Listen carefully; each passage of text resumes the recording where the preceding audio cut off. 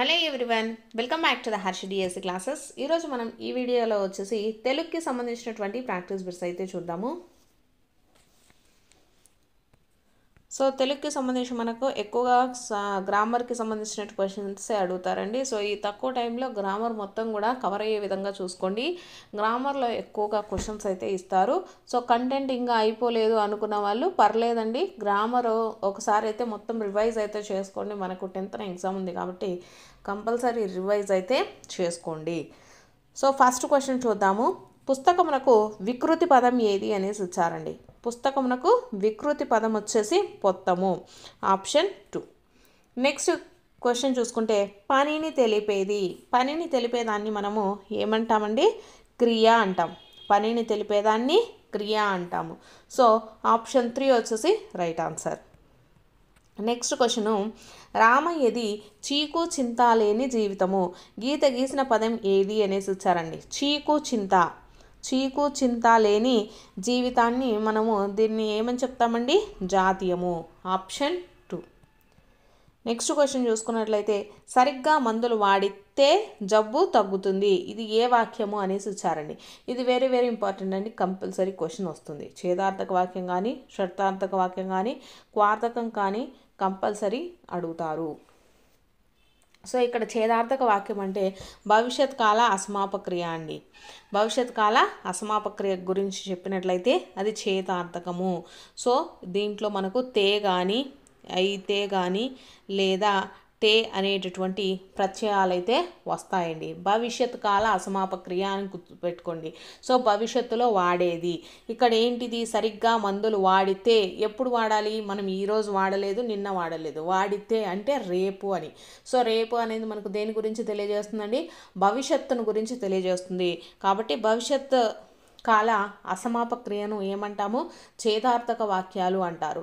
So మన correct answer వచ్చేసి option 1 అండి. సో ఇది నేను అలా గుర్తుపెట్టుకోలేను అంటే ఓన్లీ ఈ అక్షరం గుర్తుపెట్టుకోండి. తే అనేటటువంటి ప్రత్యయం మనకి ఎక్కడ కనపడినప్పటికీ అది మనకేమవుతుందండి? ఛేదార్థక వాక్యం అవుతుంది. నెక్స్ట్ షర్థార్థక వాక్యం అంటే వర్తమానకాలిక అసమాపక్రియ అండి. వర్తమానకాలిక అసమాపక్రియ అంటే ప్రస్తుతం జరుగుతున్నటువంటి విషయము. అంటే దీంట్లో మనకు టూ కానీ మనకు ప్రత్యయాలు రావడం జరుగుతుంది. ఫర్ ఎగ్జాంపుల్, రవి పేపర్ చదువుతూ కాఫీ తాగుతున్నాడు అంటే ప్రజెంట్, ఇప్పుడు జరుగుతున్నటువంటి విషయం కాబట్టి ఇదేమవుతుందండి? షర్థార్థకం అవుతుంది.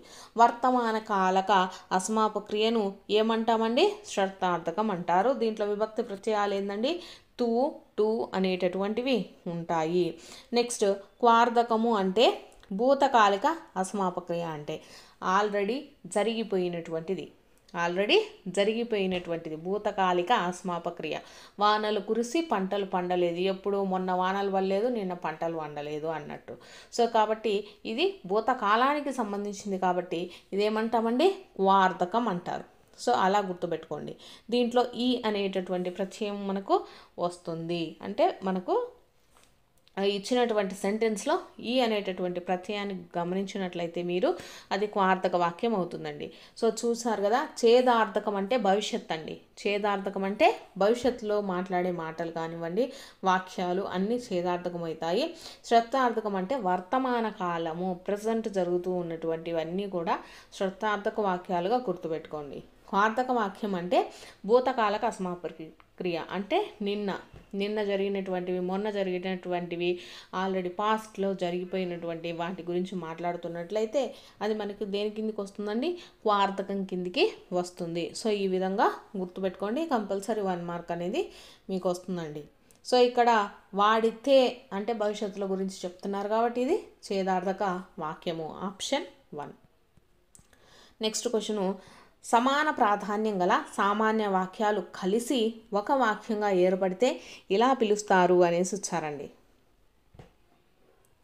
సో సమ ప్రాధాన్యం కలిగినటువంటి వాక్యాలను కలిపి ఒక వాక్యంగా ఏర్పడితే అంటే విమల అందమైనది, విమల తెలివైనది, విమల చురుకైనది అనేదాన్ని మనం ఎలా రాస్తామండి? విమల అందమైనది, చురుకైనది, తెలివైనది, పులి స్టాప్. ఇలా రాస్తాము.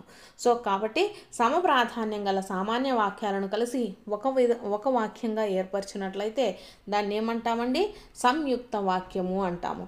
సామాన్య వాక్యము అంటే మనకు ఒకే ఒక సమాపక క్రియ ఉంటుందండి. రవి అన్నం తిన్నాడు.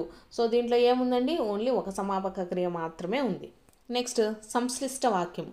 సంశ్లిష్ట వాక్యము అంటే మనకు ఒకే ఒక సమాపక క్రియ, అంతకంటే అసమాపక క్రియలు ఎక్కువగా ఉంటాయండి దాంట్లో. అంటే గోపాల అన్నం తిని బడికి వెళ్ళాడు. ఇలా మనకు సంశ్లిష్ట వాక్యం అనేది ఏర్పడుతుందన్నమాట. సో సంశ్లిష్ట వాక్యం అంటే ఏంటి అండి? ఒకే ఒక సమాపక క్రియ ఉండి అంతకంటే ఎక్కువ అసమాపక క్రియలు ఉంటే దాన్ని సంశ్లిష్ట వాక్యం అంటాము. సామాన్య వాక్యం అంటే మనకు ఒకే ఒక సమాపక క్రియ ఉంటుందండి. సంయుక్త వాక్యం అంటే మనకు సమప్రాధాన్యం గల సామాన్య వాక్యాలు కలిసి ఒక వాక్యంగా ఏర్పడితే దాన్ని సంయుక్త వాక్యం అంటాము. పరోక్ష వాక్యం అనేది అది మనకు వేరో కాన్సెప్ట్. అది పరోక్ష వాక్యము, ప్రత్యక్ష వాక్యం ఉంది కదా, సో దానికి సంబంధించిందండి. నెక్స్ట్ది చూసుకుంటే ఉపమానానికి ఉపమేయానికి అభేదము చెప్పడము అనేసి ఇచ్చారు. ఉపమానానికి ఉపమేయానికి అభేదము చెప్తే మనకు ఏమవుతుందండి? ఇది వచ్చేసి మనకు రూపక అలంకారం అవుతుంది. ఇక్కడ ఉత్ప్రేక్ష అలంకారం అంటే ఊహించి చెప్పినట్లయితే ఏమవుతుందండి? ఉత్ప్రేక్ష అలంకారం అవుతుంది. ఉపమానానికి ఉపమేయానికి అభేదము చెప్తే ఏమవుతుందండి? రూపక అలంకారం అవుతుంది. ఉపమాలంకారం అంటే ఏంటండి? పోల్చి చెప్తే, ఉపమానానికి ఉపమేయానికి మనకు పోలికలు చెప్పినట్లయితే, పోల్చి చెబితే అది మనకు ఉపమాలంకారం అవుతుంది. నెక్స్ట్ చూసుకున్నట్లయితే అతిశయోక్తి అలంకారం అంటే ఎక్కువగా చేసి చెప్పడం.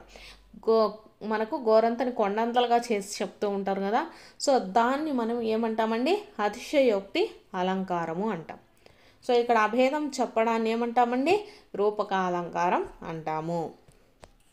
నెక్స్ట్ క్వశ్చను, ఒకే పదంలో సంయుక్త అక్షరానికి ముందున్న అక్షరము ఛందస్సులో ఏమవుతుంది అనేసి ఇచ్చారండి. సో ఛందస్సులో ఏమవుతుందండి? గురువు అవుతుంది. ఒకే పదంలో సంయుక్త అక్షరానికి, సంయుక్త అక్షరం అంటే కాకు నావత్ అండి. కాకు నావత్ అంటే సంయుక్త అక్షరము. కాకు కావత్తే ఉంటే దాన్ని ఏమంటాము? ద్విత్వ అక్షరం అనేసి చెప్తాము. సో ఒక పదంలో సంయుక్త అక్షరానికి ముందు ఉండేటటువంటి అక్షరము మనకు ఛందస్సులో ఏమవుతుందండి? గురువు అవుతుంది. సో ఈ సంయుక్త అక్షరం ఏమవుతుందండి? లఘువు కింద వస్తుందండి. సో కాబట్టి ఆప్షన్ 3 వచ్చేసి రైట్ ఆన్సర్ అవుతుంది.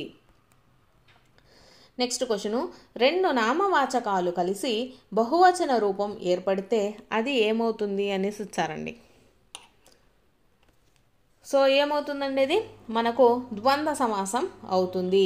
అన్నదమ్ములు, అన్నయ్యను తమ్ముడుయును ఇద్దరు మనకు 2 నామవాచకాలు. అన్నయ్యను తమ్ముడుయును మనకు నామవాచకాలు అయితే ఆ 2 కలిపి మనకేమవుతుందండి? బహువచన రూపం. ఎలా? అన్నదమ్ములు అంటాం కదా. సో కాబట్టి ఇక్కడ ఇద్దరు గురించి చెప్తుంటే అది బహువచన రూపం ఏర్పడుతుంది. సో కాబట్టి ఇక్కడ దాన్ని ఏమంటామండి? ద్వంద్వ సమాసం. 2 నామవాచకాలు కలిసి బహువచన రూపం ఏర్పడితే అదేమవుతుంది? ద్వంద్వ సమాసం. నెక్స్ట్ క్వశ్చను, 100 పద్యాలు ఇది అనేసి ఇచ్చారండి. 100 అంటే ఇది సంఖ్యను తెలియజేస్తుంది. సంఖ్యను తెలియజేసేటటువంటి సమాసం ఏదండి? ద్విగు సమాసం. ఏదైనా సరే సంఖ్యను తెలియజేస్తే మనకిచ్చినటువంటి పదంలో సంఖ్య అనేది ఉన్నట్లయితే అది ద్విగు సమాసంగా గుర్తుపెట్టుకోండి. ఆప్షన్ 4. నెక్స్ట్ క్వశ్చన్ చూసుకుందాము. సురా ప్లస్ ఇంద్ర కలిపి రాస్తే ఏమవుతుంది అనేసి ఇచ్చారండి. సురా ప్లస్ ఇంద్ర కలిపి రాస్తే ఏమవుతుందండి? సురేంద్ర. ఆప్షన్ 3. నెక్స్ట్ క్వశ్చను, తలపెల్ల అనే పదబంధంలో ఉన్న సంధి ఏది అనేసి ఇచ్చారండి. తలపెల్ల, తలపు ప్లస్ ఎల్ల, తల పెళ్ళ, తలపు. ఇక్కడ మనకు పూలో ఊ అనే అక్షరం ఉందండి, కాబట్టి ఇది ఏమవుతుంది? మనకు ఉత్వ సంధి కింద వస్తుంది. సో ఆప్షన్ 3 వచ్చేసి కరెక్ట్ ఆన్సర్. తలపెల్ల, తలపు ప్లస్ ఎల్ల, తలపెల్ల ఉత్వ సంధి. నెక్స్ట్ క్వశ్చను, ధృతం చివరన ఉన్న పదాలను ధృత ప్రకృతికాలు అంటారు. ధృత ప్రకృతికాలు కాని పదాలను ఏమంటారండి? కళలు అంటారు. ధృత ప్రాకృతికాలంటే చూసెన్, చూసెన్. నెక్స్ట్ కోసెన్. ఇలా మనకు అన్ నాకి నకారం అనేది ఉంటుందండి.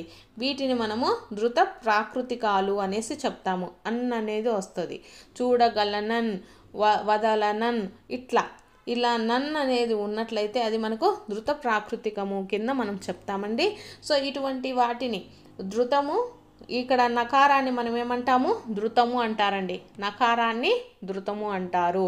ధృతము అంటే ఏమొస్తుంది అనేసి కూడా అడుగుతారు మనం. ధృతము అంటే నకారం అండి, నకారము. సో కాబట్టి ధృతం చివర ఉన్న పదాలను ఏమంటారు? ధృత ప్రాకృతికాలు అంటారు. సో ఇవి కానటువంటి వాటిని, మిగిలినటువంటి అన్నిటిని కూడా ఏమంటాము? కాలలు అంటాము. సో ఆప్షన్ 2 వచ్చేసి కరెక్ట్ ఆన్సరు. నెక్స్ట్ క్వశ్చను, పరుష సరళాలు కాకుండా మిగిలిన హల్లులు ఏవి అనేసి ఇచ్చారు. పరుష సరళాలు కాకుండా మిగిలిన వాటిని ఏమంటారండి? స్థిరములు అంటారు. స్థిరములు ఆప్షన్ 2. దీనికి సంబంధించి మనకు 6th క్లాస్లో థర్డ్ లెసన్ ఉంది కదండి. ఆ థర్డ్ లెసన్కి సంబంధించి మనకు గ్రామర్ అయితే అన్నీ ఇచ్చారు. కంచాలు, కంఠ తాళవ్యాలు, పరుషాలు, సరళాలు అంటే ఏంటి, అంతస్తములు అంటే ఏంటి, ఇవన్నీ కూడా మీకు ఒకసారి చెప్తాను, వినండి. కంపల్సరీ క్వశ్చన్ అయితే ఉంటుందండి. దీనికి సంబంధించి చూసుకున్నట్లయితే మనకు తెలుగు టెక్స్ట్ బుక్లో already 6th class Telugu text బుక్లో మొత్తం క్లియర్గా ఇన్ఫర్మేషన్ ఉందండి ఒకే చోట. సో ఈ కంపల్సరీ చదువుకోండి, కంపల్సరీ బిట్ అయితే దీంట్లో వస్తుంది. ఫస్ట్ చూసుకున్నట్లయితే మనకు ఈ టాపిక్కి సంబంధించి తెలుగు భాషలో వచ్చేసి మొత్తం 56 అక్షరాలు అయితే ఉన్నాయండి. మొత్తం ఎన్ని అక్షరాలు ఉంటాయి? 56 అక్షరాలు ఉంటాయి. వీటిల్లో మనము అచ్చులు, హల్లులు, ఉభయ అక్షరాలని 3 విభాగాలుగా అయితే విభజించడం జరిగిందండి. సో అచ్చులు అని వీటిని అంటారు. అలాగే హల్లులు అని మొత్తం 37 అక్షరాలను వచ్చేసి మనకు హల్లులు అంటారు. నెక్స్ట్ 16 వచ్చేసి మనకు అచ్చులు అవుతుంటాయి, 37 హల్లులు ఉంటాయండి. ఉభయ అక్షరాలు వచ్చేసి 3 అక్షరాలు ఉంటాయి. ఇవి కూడా మనల్ని కొత్తగా డిఎస్సిలో అడిగారండి. మొత్తం మనకు ఎన్ని అచ్చులు ఉంటాయి, ఎన్ని హల్లులు ఉంటాయి, ఎన్ని ఉభయాక్షరాలు ఉంటాయని ఒకే క్వశ్చన్లో మనకు ఇవ్వడం జరిగింది. సో ఈ విధంగా ఇస్తారు కాబట్టి కంపల్సరీ నేర్చుకోండి. మొత్తం అక్షరాలు అయితే 56 ఉంటాయండి. దాంట్లో అచ్చులు వచ్చేసి 16 అచ్చులు ఉంటాయి, 37 హల్లులు ఉంటాయి, 3 ఉభయాక్షరాలు ఉంటాయండి. 0, అర 0, విసర్గ, ఇవి ఉభయాక్షరాలు అన్నమాట. నెక్స్ట్ చూసుకుంటే అచ్చులు ఒక మాత్ర కాలంలో ఉచ్చరించే అక్షరాలు ఉన్నాయి. అలాగే ఈ అచ్చులలో 2 మాత్రల కాలంలో ఉచ్చరించే అక్షరాలు కూడా ఉన్నాయండి. ఒక మాత్ర కాలంలో ఉచ్చరించే అక్షరాలను వచ్చేసి హస్రాలు అంటారు. సో 2 మాత్రల కాలంలో ఉచ్చరించే అక్షరాలను వచ్చేసి మనము దీర్ఘాలు అని పిలుస్తారండి. ఇది కూడా వెరీ వెరీ ఇంపార్టెంట్.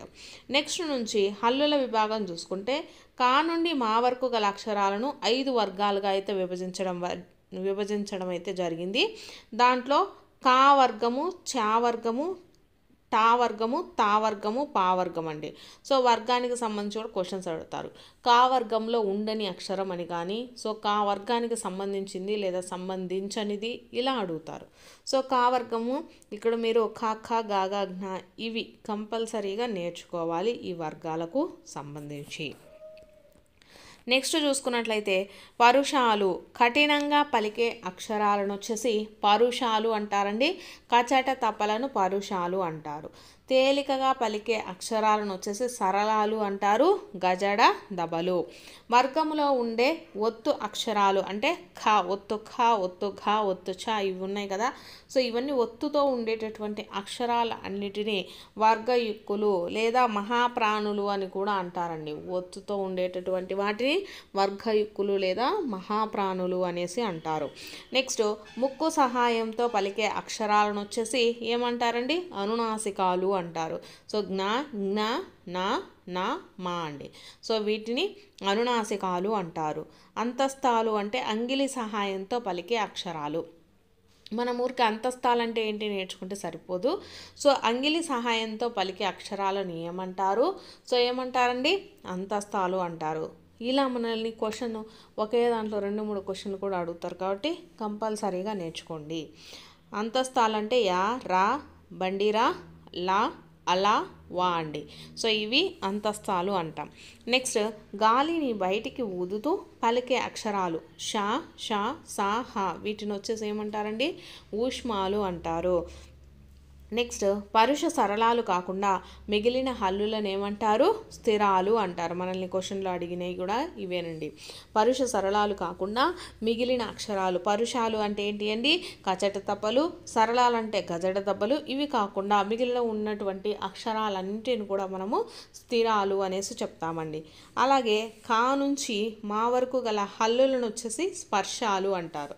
ఇవి కూడా క్వశ్చన్ ప్రతి ఒక్క దాంట్లో ఒక్కొక్క పేపర్లలో ఒక్కొక్క క్వశ్చన్ కంపల్సరీ ఉంటుందండి. కా నుండి మా వరకు గల హల్లులను ఏమంటారు? స్పర్శాలు అంటారు. నెక్స్ట్ వర్ణోత్పత్తి స్థానాలు కూడా వెరీ వెరీ ఇంపార్టెంట్ అండి.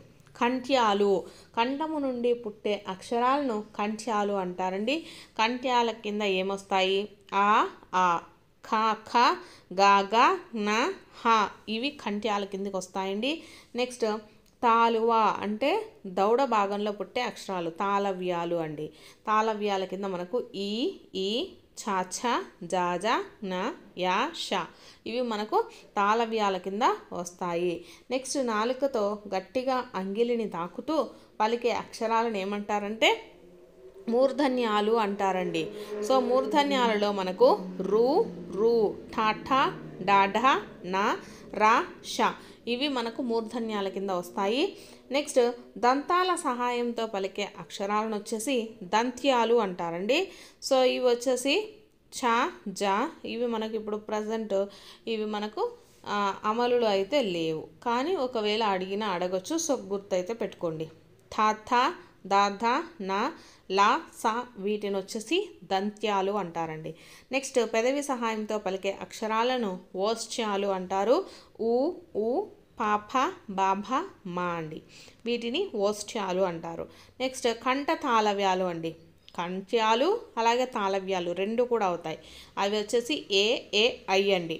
వీటిని కంఠ తాళవ్యాలు అంటారు. కంఠ్యోష్ట్యాలు అని ఓ, ఓ, అవును కంఠ్యోష్ట్యాలు అంటారు. వాని దంతోష్ట్యము అంటారండి. వాని అక్షరాన్ని ఏమంటాము? దంతోష్ట్యము అంటారు.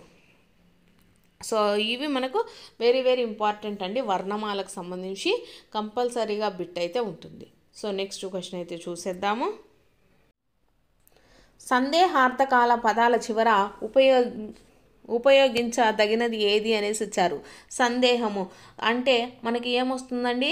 అవుతుందో అవదో అనేటటువంటి సందేహము మనకు దేం వాడతామండి? ఆశ్చర్యార్థక వాక్యమును మనము ఆశ్చర్యార్థక సింబల్ని వాడతామండి.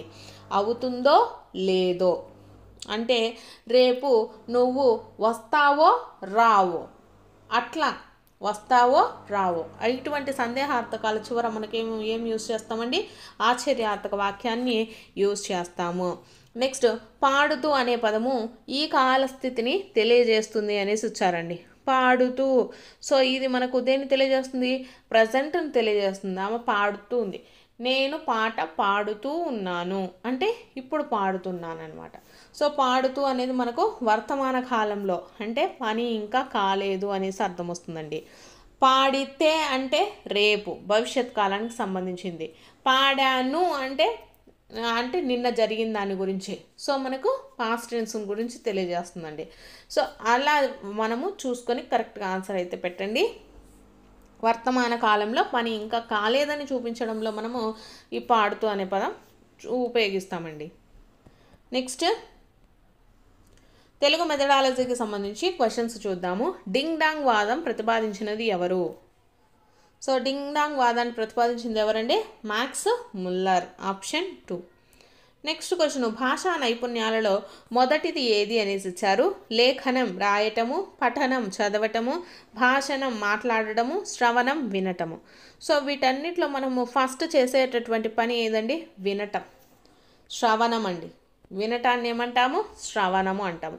సో ఫస్ట్ విని తర్వాత రాయడము, చదవటము, తర్వాత నేర్చుకోవడం జరుగుతుంది. కాబట్టి ఫస్ట్ది శ్రవణము. So option 4 is the right answer.